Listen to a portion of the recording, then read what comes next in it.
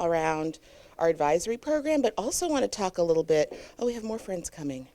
Also want to talk a little bit about what this means in terms of how it folds into our work with our action plan, but really it's about how are we going to take a moment for our kids' sake. Because some of this data, once we got it back, it was a little bit higher than I anticipated in some categories. So I thought it was important to share that with you all today. But I also wanted to talk about and get some input, because as we look to shape an advisory program for the upcoming school year, we want to be conscious of how that intersects with families, right? We have sort of 2/3 of a voice. We see the students, we hear their input from the data. We kind of see ours from the lens of the educators in the building working with them. But the third piece of this is really you all. So I kind of am actually going to flip this opportunity today and use this to get some feedback from you all, and then to ask you all to help me in thinking of how we get more feedback from parents that aren't here, and what questions we could maybe look to ask them to help shape this program for us moving forward. Potential poll, Mr. Mostow, perhaps? So you guys have enough people at your tables now to do this. I want to give you just a couple minutes. What do you already know or think you know about our current advisory program? So this is where you get to talk with your friends. I'm curious to know, through the minds of the parents who hear it from your students, so this will be good, what is advisory? What do you know about advisory? Any brave risk takers? I don't know it. Not much. Yeah, the takeaway from our table was. Now it's not? Can you hear me now? The takeaway from our table was we definitely have a knowledge gap about this, and so maybe that's reflected across that there's probably really cool things going on that we don't know about. Uh-huh. How many of you are in that boat? Look at all the hands. How many of you have some marginal idea of what you think advisory might be? Brave risk taker? You asked me. Not because I know better. Do you want to share with the tables in the group?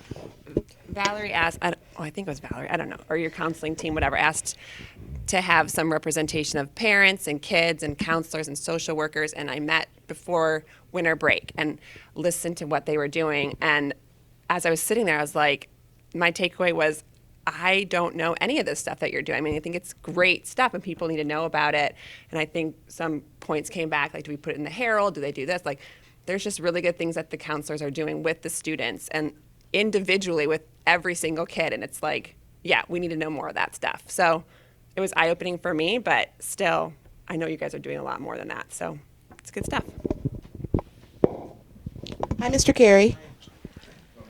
Sure. Would you like to be the... I'll be the microphone dude. Yeah. Next.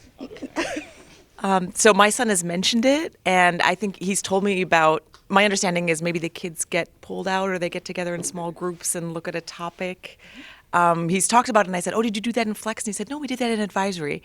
Mm-hmm. And like I said earlier, he probably told me a little bit more. I just can't remember the details of it. But at the time when he was saying it, I thought, oh, that sounds really cool. And it sounds like they're doing something supplemental that's really beneficial. And he seems to be enjoying it. So, well, that's good to hear. It's kind of a mix, right? And hearing you all say sort of we don't know is part of why we knew our whole advisory program needs a little bit of a reboot, right? Because when we talk about educating the child, the whole child, this is our aspect that I think we as a school see where we can develop more richness and have an opportunity to really engage our students in those thoughtful conversations as a community that really impact how they function in their academic life, but outside of their academic life. So advisory is designed to be a time where students get to build relationships with each other, but also with staff, right? Like to see us as people, not just as the teacher or the principal or the assistant principal, right? But to really have a sense of belonging and a connection for each student at Henderson. I think that's one thing where, as we have, as a faculty have started to dig in a little bit more, I think thoughtfully around what are those relationships and how do we know they're authentic? Right? We see them from our lenses. Sure, I'm in the hall, I'm greeting kids, but what do you know about them? Do you know that they had a game? Do you know if there was a hardship they recently experienced, right? How do we get a little deeper and make those connections and make it safe for students to want to have those connections, but then also with each other. That came out in the data, so we'll talk about that too. They're asking for that teamwork and collaboration and the skills to do it. So I found that pretty fascinating when we were looking at the student data. And then the last thing is we do want to have a safe space for students. We know not everything comes home at this age, right? And we know we are that conduit for you all to help navigate and to also help keep you informed on what is happening and how do we work together to ensure that we're meeting the needs of your student. So we do need to have a safe space to address the real-time social, emotional, developmental needs of adolescents because they are constantly in flux and the world around them is too, right? So how do we merge the two in a way that's thoughtful, purposeful, but also allows, I think, for us as educators, the comfort level to engage in those conversations. Suzanne mentioned talking about this with counselors, right? They come with the skill set to sort of know how to enter and navigate.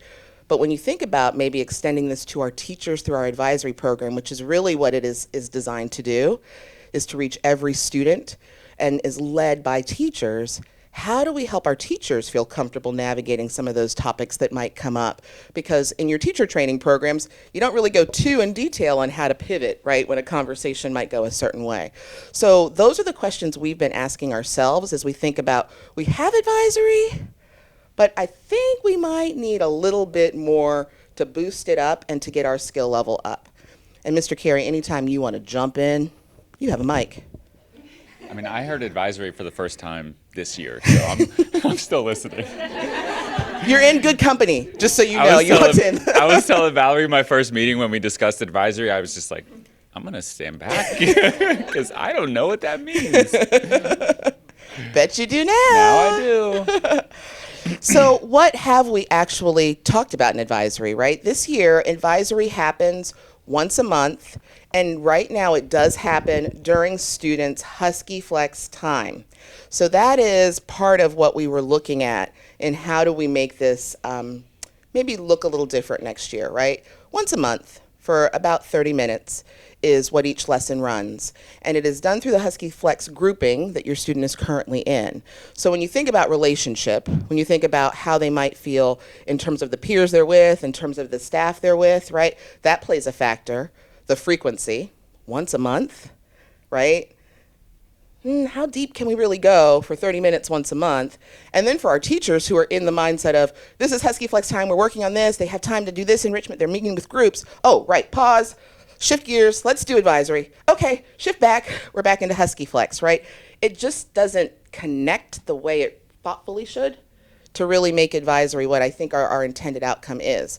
So this year it is counselor-led. Our counselors have been creating the lessons and designing them for our teachers to then deliver with students, right? So we sort of use our education language. That's like tier 1. That's how do we get every student access to some level of social emotional learning. And then you think of like getting specific services, maybe you're speaking with a counselor or a psychologist or social worker. Those become sort of more tier 2 in our language. So this is our attempt at how do we touch every kid in every part of this building with somebody who can help to teach these skills, right? And our teachers can. It's just how do we pull it all together? So these are the topics we've had this year thus far. And you can see they kind of have been broad, but then as I show you the next slide, which will go into the structure, you'll see how we actually incorporate a little bit less sort of formality to it. So we started off in September with Mary Ellen Henderson's birthday, the life and legacy, which dovetails nicely with what our PTA does in terms of celebrating her birthday. And that was kind of neat to be able to start the year, especially for our 6th graders, right? Who is she? What's the school name for? That's kind of fun. And then to end with, cupcakes and ices is always a good thing too. Thank you, PTA.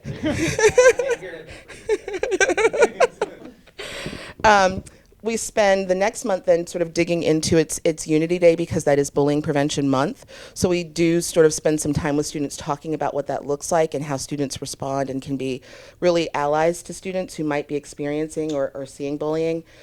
Thanksgiving falls in November, so we talk about gratitude and what it is. That also dovetails nicely because it led right into Give Day, right, as soon as students came back.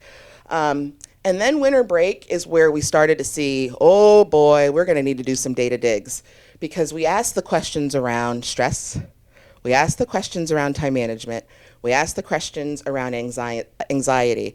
And then you can see for January and actually for February, the counselors pivoted, and we've actually been on balance for 2 months now. So that to me is pretty striking when you think about what our students are telling us. The other thing they're telling us is that doing it during Husky Flex is also causing stress, because Husky Flex is their time to do what?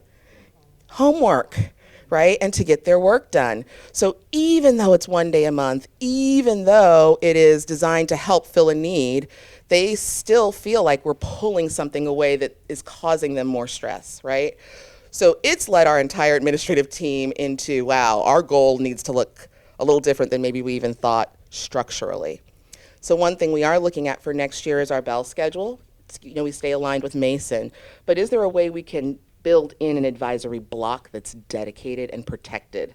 So students still have their Husky Flex time, they still have their flex opportunities to have those encore-like electives, right? But we still have that time that's protected and can maybe happen daily, so that that relationship can really solidify with students and staff. So that is going to be our work, but Miss Jacobson has already got like a little shell going. I love that woman, to make it work that doesn't disrupt the academic day or our alignment with Mason. So stay tuned on what that will look like, but that's really our goal, is how do we embed it every day so that we can build those relationships. So the structure for advisory sort of starts off with a little bit of daily news, right? What's going on around the community, right? PBIS rewards, got any Schoology updates you need? Are there tech issues we need to hear from you all students so that we can be more timely in our response and get your needs met, right? So a little bit of like check and balance. Students get an opportunity to share, right? What's been going on, anything they want to talk about, clubs, sports outings, if the basketball team won, right? Theaters the big plays coming up, right? How is Tech Week going? And then we kind of start with the structure, right? So we really want it to be like informal to start, and then we ease into sort of our icebreaker, getting to know each other, right? And continuing to build on those relationships. And then whatever that activity will be for the designated month, whether it's Mary Ellen Henderson's birthday, gratitude, or for these past couple months, wellness and balance. And then we get an opportunity to get some feedback from students. So you can see it's pretty loaded for 30 minutes, right? So we have our goals that we have to create every year that are connected to our division goals around the work that we do here at the school level. This year for Caring Community, we actually made this our goal, is how do we make advisory better? So Ms. Jacobson is really our lead for this goal, and one of the things that we set for ourselves was we want an advisory committee that encompasses more voice, right? So we have more teachers helping to build advisory, not just the counselors, right? So that committee has been established and has had an opportunity to sort of meet and put some loose ideas together. Then you'll see the next deadline, it's not super clear, but by March, we wanted to really start to dig in and have some needs assessment data. So did we talk to students, get some data from them, talk to parents, hence why this is a great time, right, to meet that March goal that we set. But then also, how do we start to look at programs that might also help guide us in a more structured way during that time? So all of those pieces the committee is starting to look at, so that when we come back to the table all together in March, we can say, here are all the pieces, now what's going to work and make sense. And then our goal would be, as we start thinking about next school year, what training do we need? How do we make the structure work? How do we communicate it to students, to parents, to the community, and then launch it for next school year? So we really looked at this as a building year. And I think for us that was huge. We tend to want to like, go, do, fix, make it work now. We slowed way down and said we need to really take it one chunk at a time that's manageable for our capacity level, but then also make sure we're doing it right so that we're meeting the right need. So this is where I'm going to show you a little data.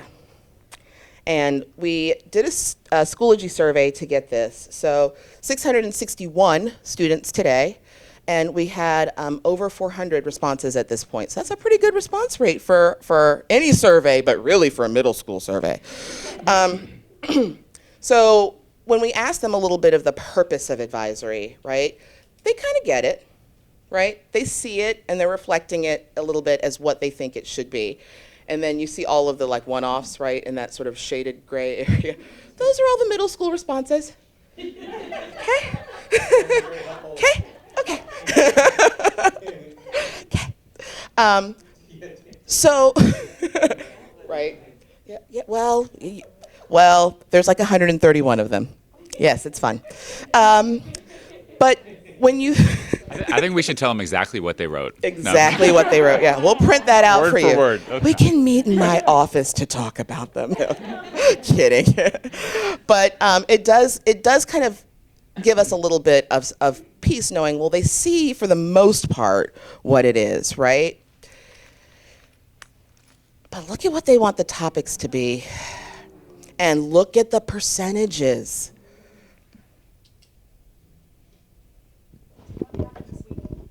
Pardon? Did advisory happen this week? Last Friday. Last Friday. What made you ask that? Yeah. No, I just noticed a little more of the outpouring from my daughter. And so she's been thinking about, and she's been stressed in certain areas and has some anxiety. So they started coming out. Friday was pretty good, but then over the weekend, things changed. Then Monday and Tuesday evenings were interesting, to put it that way. So I think she was taking it all to heart, and she was really kind Trying of to process processing. it. Yeah. So that's why I asked. Interesting. So note to self, like I know in a couple of the Heralds I've said what the topics are, but I'll do a better job of letting you know in the calendar when advisory is happening. Thank you for that feedback. So did this surprise you, the topics? Do the percentages? Were these free form? How is this? Here's the mic. Oh, my bad. You are not Oprah, Mr. Carey. He's enthralled. So were these free? I mean, were these free form, or were they? They had a. And I actually brought the survey up, so if That's you'd fine. like to look at it, But- I did bring a copy for you all so that you can see, and I printed it in color. So, but yes, it was free form. So literally, it said, "What kind of topics would you like to have covered in advisory?" Right, and they got to sort of pick their top 5, and then there are Okay. But so they had a laundry list of things to choose from. Okay, free form. oh, it's just they just keyed it in. Oh, so you had to go in and look through all There were 400 or some whatever. drop downs, and then they could key in. So they had you could select or you could key in. Okay, but so these were all choices, right? So I'm sorry. Yes, I'm sorry. I understand Okay, your that's question fine. now. Stress Right. management, anxiety, organization, peer friendships. Those were choices, and then the singletons are Okay. typed in. So no, that doesn't surprise me. I mean, it doesn't make me happy, but it's not surprising that given a list, they would choose these. Yeah. you have.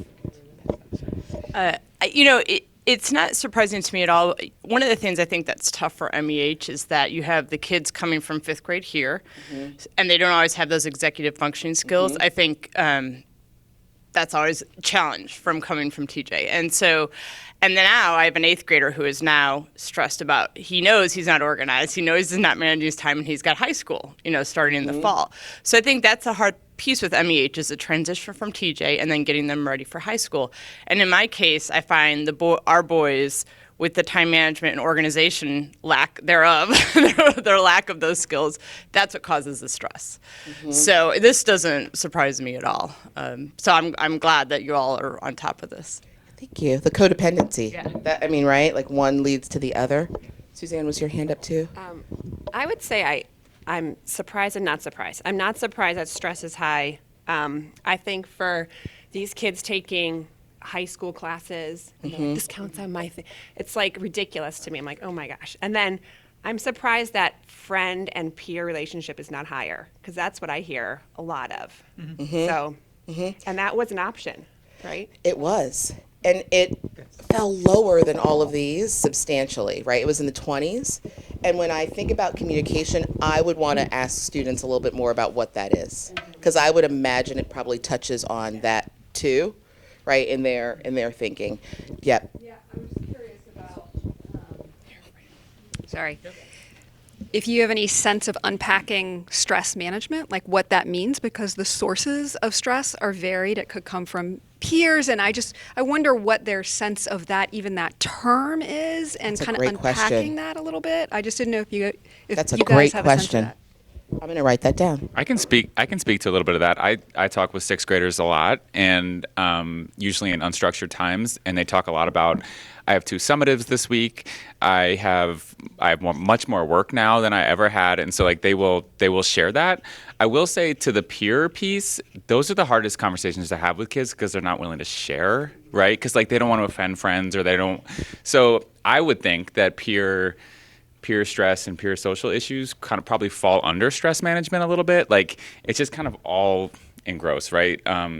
Those are to get them to share about peer issues and social struggles is really difficult. And so they're probably like stress management, right?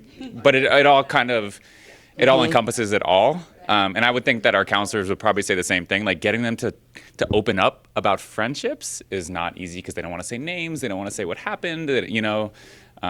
So they're probably just like stress management, that's my thing, help me, right? Yeah. Thank you. I have a question about this menu of things they can choose from because I really want to piggyback on the topic of how difficult it is for kids to discuss something that actually is bothering them a lot. And one of those things, and I wonder if it was on the menu, is suicide prevention. Do you know if it was on the list? We didn't have suicide prevention on the list because our plan is to automatically include that in our work moving forward with advisory, right? So we've researched and found a program that complements what's done at Mason. So that's something that we're just going to give all kids, right? Similar to like health education, there's certain topics. We're just going to incorporate that into advisory as the adults, right? Very good. Thank you so much because we've been here only for 2 years, so we don't really know what's going on in the community. But in 2 years, we were personally involved in 2 cases of suicide attempts. And the pressure it put on kids because we don't know how to talk about that. Because we're not taught in the families, we're not really studied at school, they really don't know what to do. And since I was on the this decision-making point with the first case, when I didn't know if I call the poison line, will I put the parent in trouble? Because the parent was not home, will she have consequences at work? Will I put my child in trouble because she was told not to tell, and I told? And the second time this decision was on the child, on the 11-year-old, and she handled it very good, but I think it's like one of these huge issues that they're facing and not talking to with anybody because they are afraid that it will have consequences. So I'm very grateful that you're working on that, and I hope it will materialize soon because it's definitely not a school problem, but it's a generational problem. And 2 cases for us in 2 years, my child really doesn't know what to do with that. And that's thank you for that and for your navigation with that too, because it makes a difference, right? Saves lives. Yes. And so I think when we looked at what are those programs that are out there, that's something that we needed that was research and evidence-based, right?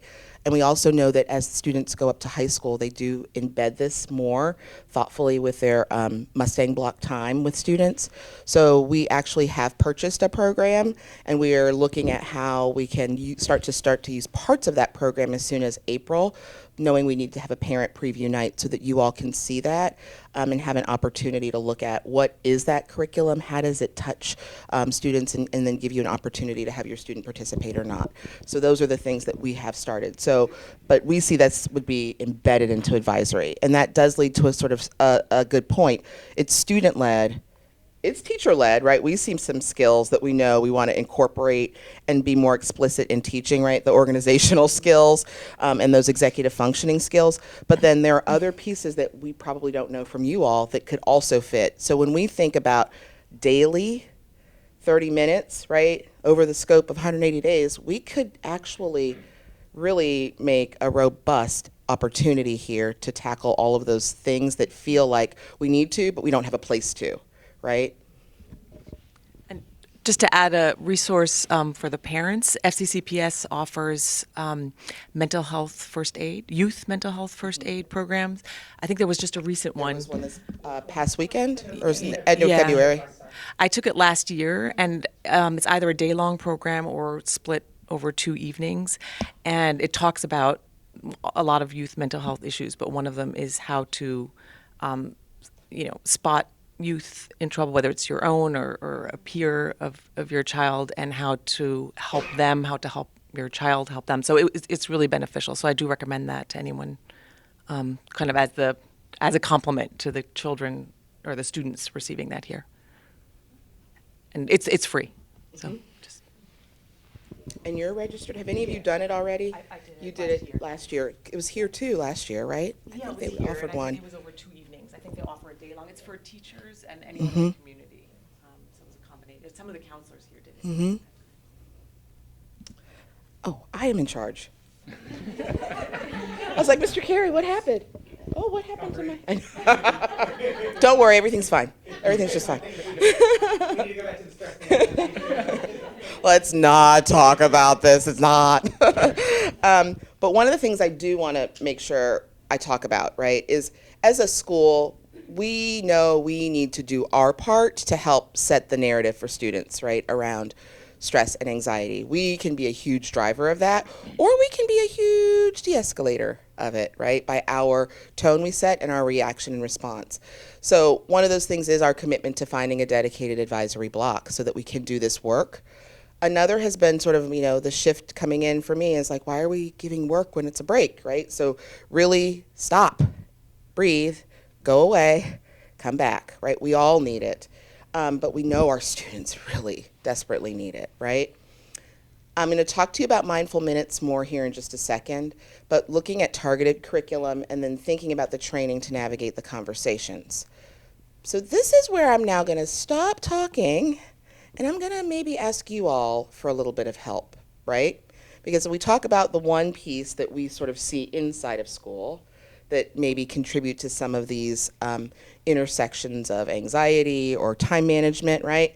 But there's this whole other piece that you all navigate with your students, which is outside of school. So Mr. Carey and I are going to come by with some stickies and some writing utensils, and we'd like for you all to spend about 5 to 10 minutes in your table groups talking about what are those things that you all see from your lens, your friends' lenses, right, neighbors, friends who aren't here maybe who maybe have factors that we're not aware of that could be contributing to this, okay? Is everyone clear on your task? Thumbs up? Okay. All right.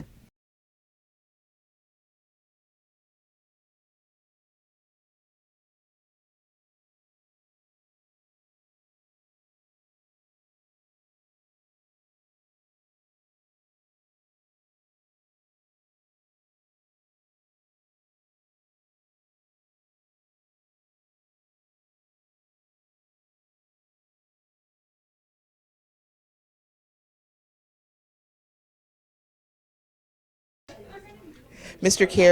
Carey and I are trying to use our best facilitator skills right now that we've been trained on. We're supposed to be waiting for the lull in the conversation. No. There is no lull that's going to happen. Not middle schoolers. Middle schoolers lull. You guys are not lulling.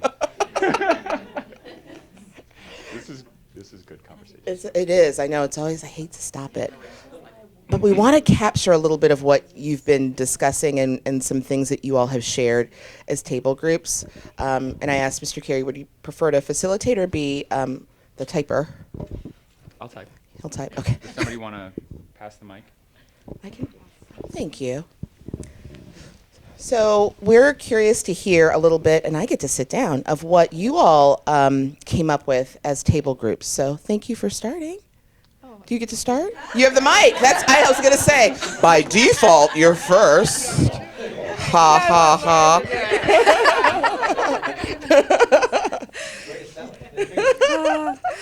ha. So some things that came up for us were overscheduling, and that we're all just so busy, and we sort of unwittingly placed that on our children. I was saying that's why I loved Valerie's email, like in the Husky Herald, I think it was about a month ago after break, where you were very honest about like, whoa, I'm doing too much and something has to change. So I think that overscheduling just keeps our kids like that. They're basically, their nervous system is constantly in gear and doesn't give them a chance to rest. Table was just talking about that. Yeah. Sleep. You can't get to sleep. And relatedly, we don't allow downtime or just the fun play, like time to play. There is, it's the value I think associated with that, and I think, I don't know, I feel it as an adult too, that if you're not being productive, or you do, for God forbid, I take some time during the day to do something for myself that is not towards my work or my kids, or that there's somehow that's not valuable time. And I think the research is supporting that there's huge amount of value in that time, both for adults and particularly for children. I think Jen was talking too about a really cool thing she does in her family where they talk about prioritization to sort of combat that, about are you spending your energy in the best place or in the better place? I don't know if you want to say anything more about that. But Yeah, we have just adopted this thing where it's good, better, best. There's good things that we could be doing, but is it the best thing we could be doing with our time, or is it taking away from, our good things, taking away best things from our time, and trying to figure out what our priorities are, and realizing that we can let good things go and it's not going to impact us in a negative way. So. Technology came up, but I'm sure somebody else will talk about that. But one thing that I think I've personally been thinking a lot, and I know some of you are probably familiar with Brene Brown's work, but this idea that we as adults have a hard time being vulnerable and courageous in relationship. Maybe even, I know I struggle with this with my children too, because I'm trying to be a good mom. And that lack of vulnerability and courage, we're modeling for them how to not authentically connect with others. So I think both, you were talking about, how do you train teachers, people and educator, but I also think it would be really helpful for parents to have training on, how do you take off the mask? How can you become vulnerable in conversation, both with each other as parents and with our children? I think that's a huge piece, because I think my observation of that part of their stress is coming from this pressure to have it all together and to do all these things. And we need to allow them and teach them how to sort of delve into that and take that off and really question whether that's useful. But I know for myself, it's an ongoing sort of work in my own life that the only way to do that is to model it for our children. That's it. And so we have to sort of take on that responsibility. And I just love to hear other people's thoughts on that. I think Brene Brown, she has a program called Courageous Classrooms. I saw there was the supplement that came out, right, with her data lead. Yeah. I don't know, but I do think that her work probably is what I think of as a training ground for that. So, did you guys have any other things you wanted to say? I think that's it. Thank you. Pass the mic. Anyone else? Anyone? You want me to go? Oh, fine. All right. We had a few we talked about a lot of things, but some of the ones that kind of stuck out were obviously the whole idea around peer relationships and just how those work and how hard that is to deal with in a school environment, because unless you randomize the groups, oh, I'm really mad at Suzanne. Oh no, Suzanne's sitting next to me. This is awkward. How do you deal with that? Right. We talked a little bit social media, specifically flagging YouTube, and that's something it's a huge, huge, huge deal in these schools about what the kids are watching, and I don't think any of us really understand how it works. Tell me a little bit more about that from like the parent perspective at home. Well, the parent perspective at home, I just think it's a thing that we don't. It's a lot of our kids are getting a lot of information from YouTube now, and I don't think we kind of know what that looks like, or we have the skills. I feel like we have the skills now to deal with Instagram in a way we didn't in a few years ago, or we know the things that we don't. We know what we don't know about Instagram now. YouTube is a whole different deal, and so I think there's a piece around that.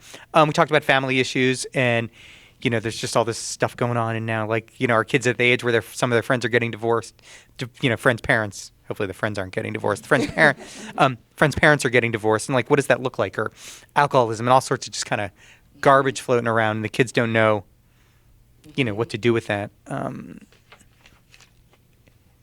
then, okay, right? Do we get that? Do we get everything? Yeah. Oh, and Laura has something to add. Well, one of the things we talked about with the YouTube is that sometimes my son will be at a table and hear hateful language, and that's where we think a lot of times they're picking that up on YouTube. And he struggles with, I know that's wrong, but I don't have the confidence to stand up to these kids in a big group in the cafeteria. So that was kind of tagging onto the YouTube thing. That is so hard at this age to figure out how to like navigate that social dynamic when it's like your value versus your peers versus I don't want my peers to see, and I don't want the social ostracization, but I know this isn't me, right? That's a lot, and I think we know the reality is that is superseding anything we're teaching them in a classroom. Right, that's on their mind all day is how to navigate that or get out of that, as opposed to what we're trying to give them for knowledge or content. And I think that could be a really pivotal thing that we could include, are some of those like, how do you navigate role plays, right, and time to actually try it, because that's hard. Yeah, if you can fix that for us, we appreciate it. Sure. Absolutely. On it. Just like world peace. Give me a year. We got it. We'll have an action plan.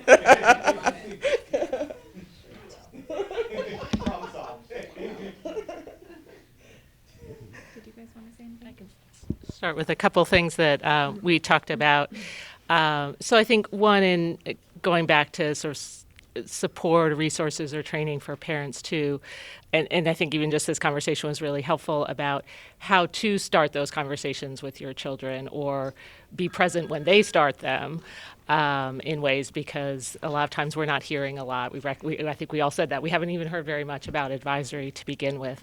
So sort of how to be present, let them start it, create the situations where they're willing to and pick up on the signals where they want to start a conversation. And I think the one sort of learning we had is it's almost better if it's incidental. You're doing something else and it comes out, and how to sort of do that better. So that's one thing that I think resonated with all of us. The other one that I'll add is I think to build on the technology piece and social media was kind of the ubiquitousness of Power School and how that sort of thing can add to stress. So how do we help them use it appropriately, but also sort of turn it off and, not think about it as well to manage the stress. Rob, who was talking to us about that? Someone was talking to us about I think it might have been Mr. Hills, like the instant grades, like the fact that you can see and that drive to like, I need to know right now. Right. I need to know tomorrow. I need to know if it's been inputted, right? Like it becomes the thing. Right. So that is the driver. Together figure out how to better use it. It's a great resource, but it does contribute to stress. I think probably at all levels, ours as well as the kids. And, you all have to get them in really promptly because of their expectations, and those are all good things. But anyway, were there other things? It's available 24/7, and the grades are being inputted 24/7. So some kids, I won't name any names, check on the weekend, and he's a number cruncher, so then he's crunching the numbers. And so it does sort of take over a little bit sometimes. And we were sort of talking about the joy of learning and learning for learning's sake, and that the Power School and the access to it, I think sometimes is a little much, and maybe adds to some stress. That way? Yeah. Just curious. Right. Uh-huh.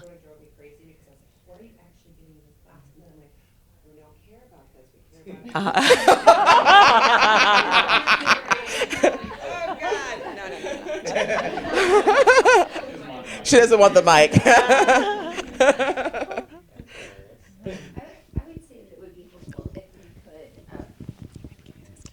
could, when I do ask about grades, my daughter doesn't check it very often at all, I will say, with that caveat, but I'll often say, have you gotten the comments back?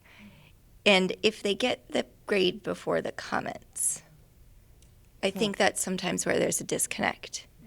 And that it's almost like if there could be teachers, please don't put that grade in until I know that that's a lot on the teachers, but there is something to that, right? That says the number is more important than. Well, that's why I'm curious your thoughts on this, right? Because I think this might be unpacking something for us that could help, right? Is, sort of the expectation from you of what do you want to see or need to see, and how frequent and how often, versus what do students know and need to be able to understand and do to demonstrate their mastery of learning. Thank you, Suzanne. The grade doesn't matter. That was awesome. I think I should quote you on that. But I do think that is something that I know we struggle with, right? And in full disclosure, our teachers struggle, right? I got grading to do because people will be checking, and I want to get, and they take it home over the weekend, right? I had one teacher today who literally is like, I left my stuff at home. And you could literally see the anxiety of not having it to give back, right? But I think it's predicated on, but I want to give the students feedback, and I want to be able to input it, and I want parents to be able to see, right? So I wonder if we slowed that cycle down, right? Would that help in some of this? I don't know. And I think either that, or if you had a sort of a day that that's probably not realistic for teachers, but right, like right, where they are in the if it were learning Mondays journey. or something like that, that's probably not realistic. But I do find that it surprises me how often I'll say, well, what did you learn from this? Because we really have to talk that a lot in our house versus the grade. And sometimes I would say about 50% of the time they'll say, well, I just got the grade. Unpacking. I think this is a great discussion, and I do think I personally would find it beneficial to have it less often, like released in chunks, and then also if there could be some guidance over how to talk. I mean, I know Suzanne was saying, like, I struggle, like, we emphasize effort a lot, but even as we're trying to figure out the standards-based grading and talking with my daughter about it, it's like, how do we have that conversation and have maybe the same language as you guys are using and have a language they understand so that it is based more on reflection and growth. But I know as a parent, I'm struggling with, like, what is that language? What kind of questions can I ask them? Yeah. So I think kind of like that Yeah. might be helpful. We are all over that one with the terminology, and then the tips for you all on how do you support that with the SPG. But I think that the input, right, like how frequent we are giving it, is something that I would like to take back to our team, Mr. Caley. I billion% agree with you, and any kind of change of that will have to be just so over communicated. I can't imagine why you would say that. All right. Do I know any teachers? Yeah, I don't know. Do they get emails at weird times? Maybe. So that's just, you're right. And that would be a really, really gift of a good culture shift. But man, it's It is, but I feel like if ever we could do it, it would be right now, right? In the midst of standards-based grading, when we are all kind of relearning a little bit together, it could be our opportunity to maybe reset that in a way that's a little bit more balanced. This back table, we have not had a chance to hear some of their thinking. Somebody has to take mine. Take it. So we ended up actually furthering our discussion from things that were talked about beforehand. So we didn't get quite as much to the topic, but all of these things that you guys have said are fantastic. Thank you for that. I don't know. You all did talk about the sleep, though.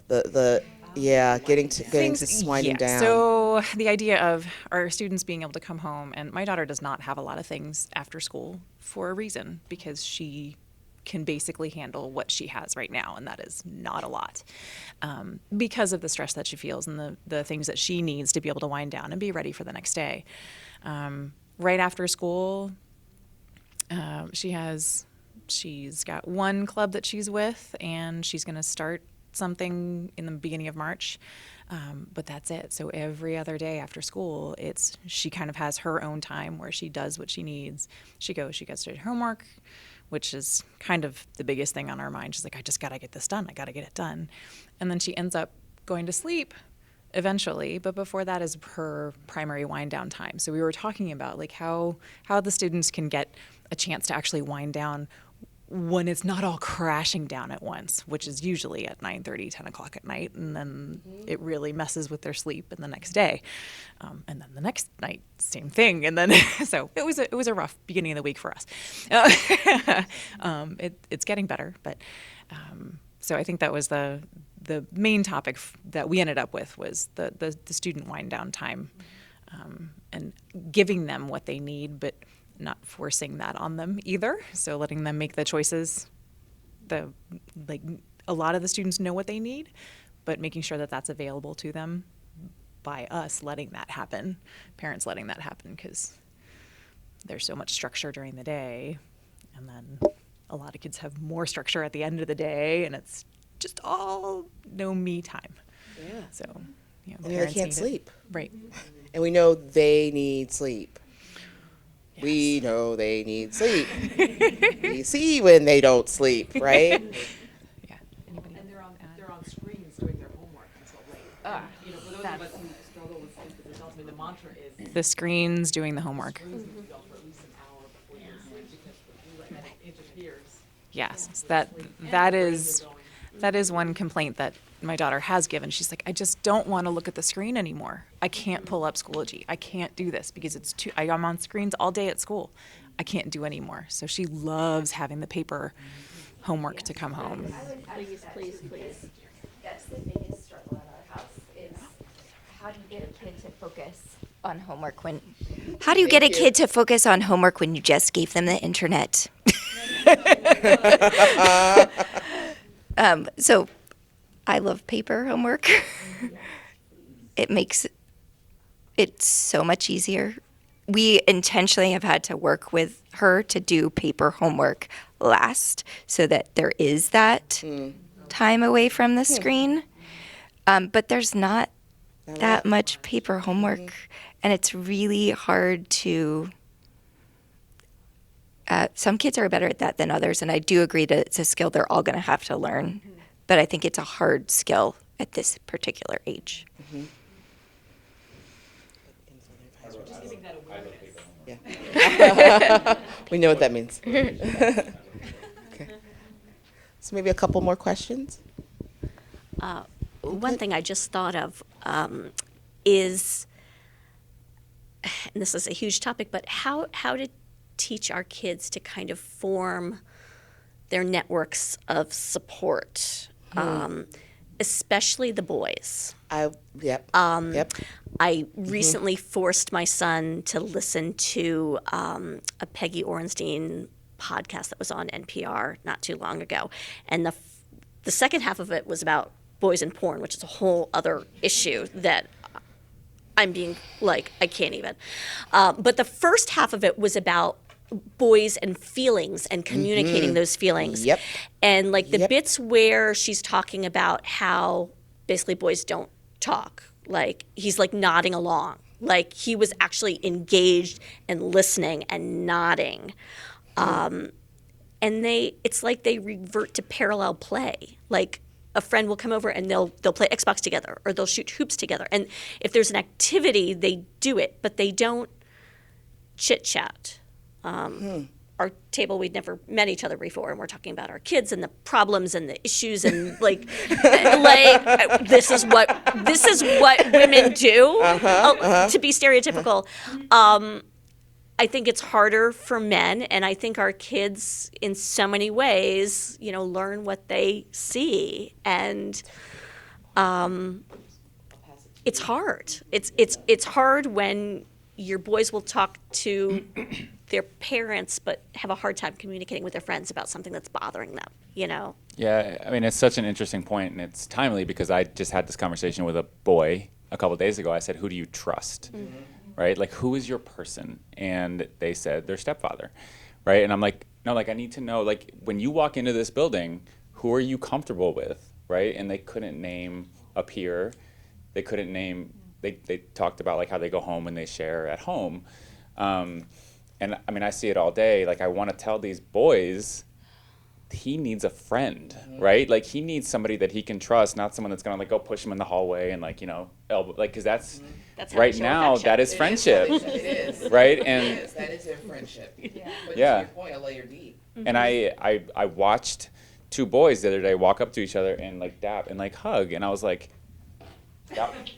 yes, that's being a friend. They need to know that they can walk up to somebody and feel trusted that they're going to be there for them, you know? And I mean, I was a middle school boy and I didn't live that life either. And so it took me a long time to realize that like being a friend is not somebody that's going to like make fun of you or roast you or, you know what I mean? Like they need to know that they're comfortable and that they can be vulnerable around somebody. And I agree with you. Right now, it's not evident everywhere, and so I think we can play a role in that. Unfortunately, I think we're more reactive because by the time it gets to I didn't know what to do, it's because something happened. Yeah. Right? Something happened. Well, but were you able to kind of get to the proactive place? So, which is to your point. But I do think if we were to say to a boy he needs a friend, I don't think they know what that means right now. And They don't have the skills. yeah, and I think that we can take that on a little bit to kind of show what friendship really is. Yeah, like they, you know, okay, yeah, I'll invite him over to, Right. you know, play Xbox. Yeah. But you're not actually going to talk about whatever went down at school the other day because, God, Mom, what? Feelings? Like, what? Yeah. Yeah. Or those natural opportunities, right? Like in the back of the car, driving to the next thing. Can I just challenge you to not just think that that's about boys too, though, because my daughter's friend group is very much like that, and I am sort of a little bit miffed, you know, but I'm trying not to be judged. I'm just trying to ask questions, but they do that. Her girlfriends, they don't talk about they roast each other like this love, this very masculine love language, which maybe there's nothing wrong with, but I feel like a balance, right? You'd be able to access multiple skills. Yeah. So anyway, no, that's a good point. No, I just wanted to. Thank you. And I just, to this point, I just wanted to ask. I mean, as a society, we are so driven by the appearance versus what we are inside, and so that alignment is. If we're trying to achieve that here, how do we reconcile that with the rest of the world that doesn't live like that? I mean, I think we face it every single day in the media, and I wonder, like, I guess it starts from somewhere, right? And it has to build up, and that consciousness has to sort of grow and spread. But that's a hard thing because you're facing it. You're facing that battle sort of every day.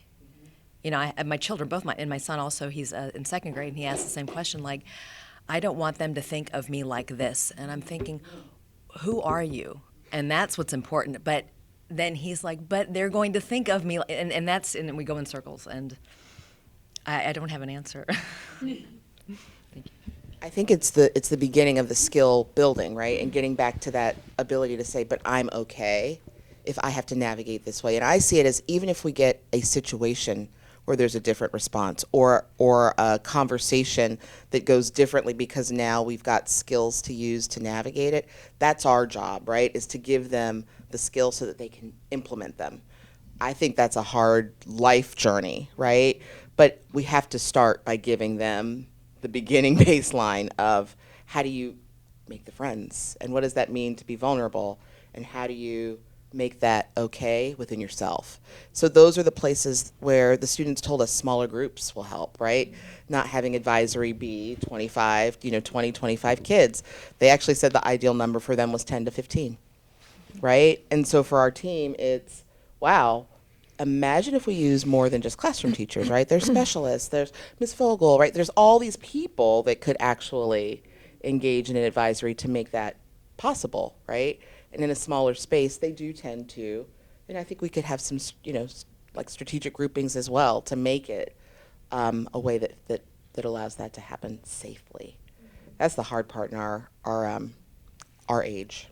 Are they going to stay with the same advisory group all through? Haven't gotten there. You weren't here at the beginning. We are just at the genesis of building, and so those are questions that our committee is still like pondering: is can it stay the same for 3 years? Should it stay the same for 3 years? Can we make that work functionally based off what people need to teach? And so that's something we're still like mulling out in the process. So we'll probably take one more because it's 10:15. I always go over. Just going back to the survey on the advisory topics, I'm wondering if you already have or if you're planning to share the results with the students. Because I think that could go a long way for them to see that others are having stress management and I think even just in this room, just hearing that other parents have kids who are stressed, and kind of some ways they're dealing with. So I think just knowing that could go a long way, and might also help the kids maybe open up. And like we're talking about this peer actually talking about things, if they know, 53% or 53% of my peers have issues with stress management or time management. So maybe just even communicating that in some form so I that think they that's don't feel alone. easy to do. Well, you just literally wrote. Did you just put in your calendar? Thank you. Thanks. Thank you. Most days I'm like, how do you function on that little thing? That is easy to do because we have it, and I think that'll help us as we think about like launching what this could look like next year. So I thank you for that suggestion. Thank you. I wanted to share one last thing with you. Are you able to go to the last slide? So I talked to you a little bit about mindfulness. One of the things that and brain breaks, one of the things we are starting to use more frequently, and our teachers always do a good job because the instructional blocks are 90 minutes, right, of chunking the time, because that's a long time to sustain. And it's funny because as PE has morphed to 90 minutes, we're now moving into health, and they're like, they can't do 90 minutes of instruction. And we laughed. We're like, that's what they do upstairs, guys. It's 90 minutes. But they actually have done different rotations, which helps. But this is one of the resources that we've given to our teachers to use, so I wanted to share it with you. And then I wanted to just give you a little example of what some of those look like, just so you can get a little sneak peek of the classroom. And so one of the things is, just like me, is sort of the name of the activity, right? And so in the scope of it, as the leader, right, it could be a student, it could be a teacher, stands up and says, today I am not feeling the rain. If it's just like you would stand up and we could see everyone else in the room who's feeling that same way, right? So let's try this together. Today, I'm over the rain, just like me. Okay, so then you can go back and sit down, right? I plan to Netflix binge over the long weekend. So there we go, right? So, but you see how simple this is, but it just gives a nice way to kind of take you away from the moment of the content. Also do a little connection socially, but get a little bit of interaction too between the leader. And I've seen teachers use it as students doing it, right, as the just like me. So that's kind of a neat way as well. But it's just a little brain break, right, that you can infuse as you're transitioning in between activities. But it's a fun little way. So my actual exit ticket today, so I like to get feedback from you all, is along the wall where the coffee and the treats are. I've put these two questions. If you personally have any other thoughts or comments about advisory topics that you'd like to share, I have a chart paper where I'd love to capture some of those. But then I want you to think about people who aren't in the room, who maybe will watch this video, or who perhaps you've spoken to, right? How do we get their input, right? And what questions should we ask them, right? So I'll work with Mr. Mostow to get one of the polls in the Husky Herald so that we can get more feedback from parents. But if there's questions that we haven't asked or we haven't thought about, I'd love to know what those might be from your lens. Because again, the whole purpose is to get input from you as we design the third prong of how we make advisory next year really reboot in a different way. Okay? Thank you all for coming and engaging and for being guinea pigs with us. We appreciate it.